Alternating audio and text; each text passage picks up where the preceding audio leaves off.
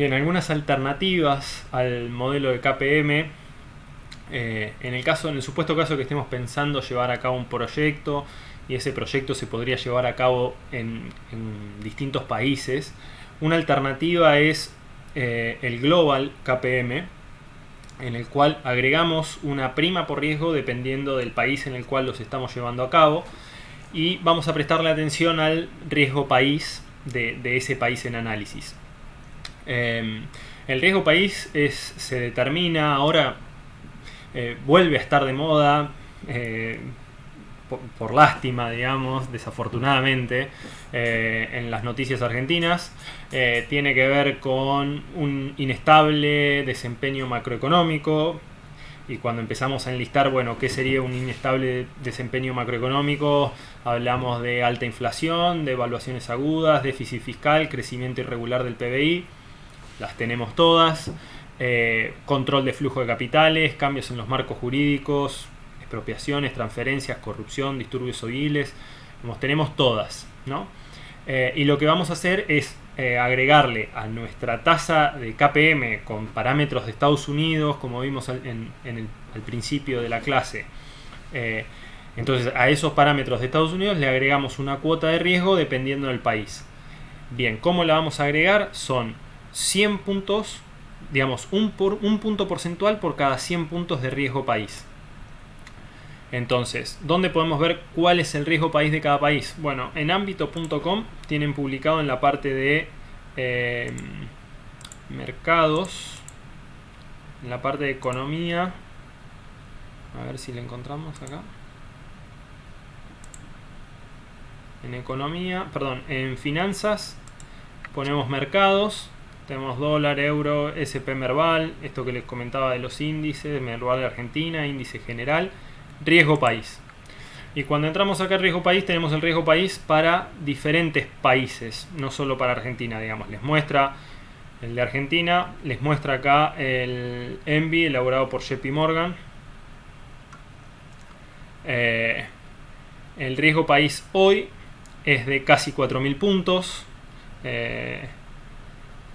El cierre anterior fue bastante parecido, pero bueno, como pueden ver, hemos estado peor, hemos llegado a casi los 7.000 puntos y hemos estado muchísimo mejor con casi 185 puntos. ¿Qué quieren decir, por ejemplo, estos 185 puntos?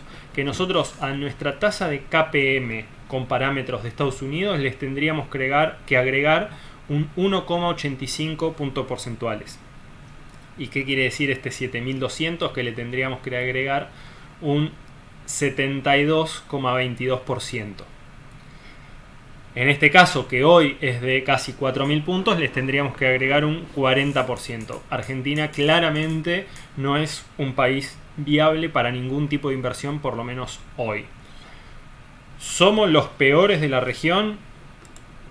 Creo que no. Imagino que Venezuela, a ver cómo cerró hoy, pero está en 19.000 puntos. Ha tenido peores, hace no mucho, pero bueno, digamos, no levantamos la copa en ese sentido, pero si nos comparamos con países por ahí un poquito más parecidos al nuestro, por lo menos a lo que aspiramos a ser, fíjense que Brasil tiene 400 puntos, lo cual sería el 4%. Sigue siendo bastante, no deja de ser poco, pero bueno, México, el otro grande de la región, a ver cómo está, también casi 400 puntos. Bueno, vamos a ver Perú, en general, suele estar un poquito mejor, son 2,23, pero bueno, esa sería, como les dije, una alternativa al momento de analizar una inversión en distintos países. Y después otros modelos que tienen como base el KPM son el modelo de 3 factores de Fama y French y el modelo de APT. El modelo de 3 factores de Fama y French son dos autores que gran parte de su literatura han estado publicando, demostrando empíricamente cómo KPM no funciona. Esto, como para que quede claro, KPM se ha demostrado que sí funciona, pero en el largo plazo. Es decir, si nosotros estamos analizando una inversión a muy corto plazo, KPM tal vez no sea la mejor opción para analizar esa inversión. Fama y French se demostraron que esto no era así, pero bueno, ellos fuertemente decían que KPM no funcionaba, y KPM aparentemente sí se cumple, pero sí en el largo plazo y no en el corto plazo. Ellos, a diferencia de KPM, crearon su propio modelo tomando como base KPM. Fíjense que el principio del modelo dice que los rendimientos son iguales a RF más beta por RM menos RF, o sea que hasta ahí, hasta el primer factor del modelo de 3 factores de ellos es igual a KPM.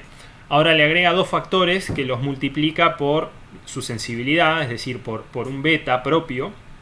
El primero es S menos B, small minus big, que es el diferencial de los rendimientos entre acciones pequeñas contra el diferencial de rendimientos de empresas grandes, empresas pequeñas y grandes medidas como una capitalización de mercado.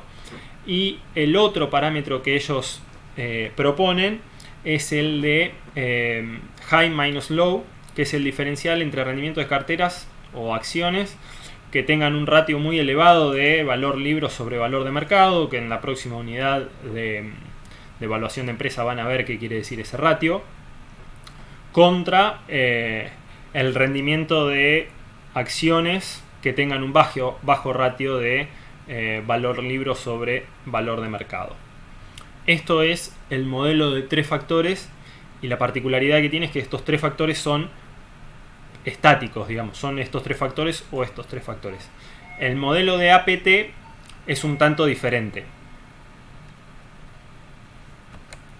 Este modelo, a diferencia del modelo de Fama y French, no tiene estos 3 factores estáticos, sino que son 3 factores que hacen referencia a factores macroeconómicos, pero son 3 factores que uno los elige, como puede llegar a ser